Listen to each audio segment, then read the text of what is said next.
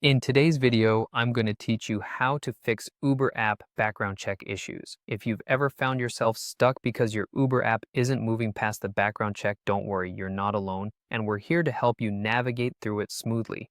First, make sure your information is accurate. Your name, address, and other personal details need to match exactly with those on your identification documents.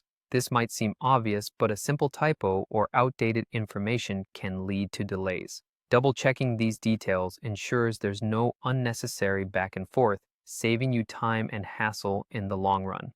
Next, make sure your documents are up to date. Sometimes an expired ID or a missing document can halt the process. Verify that all required documents are current and clearly legible. A clear, high-quality scan or photo can prevent misunderstandings and further delays in your background check process. It's also crucial that you monitor your email regularly.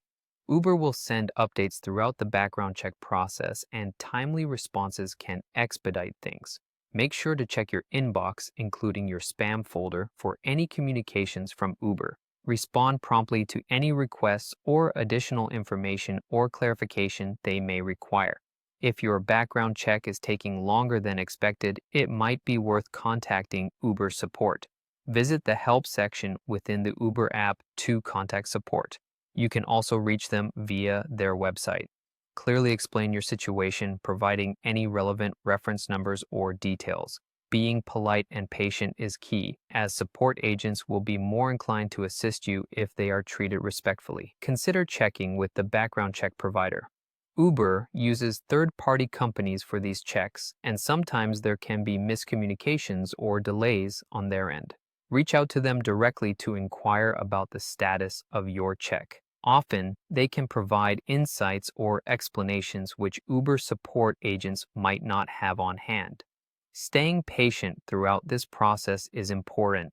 Background checks typically take a few days, but in certain circumstances, they may take longer.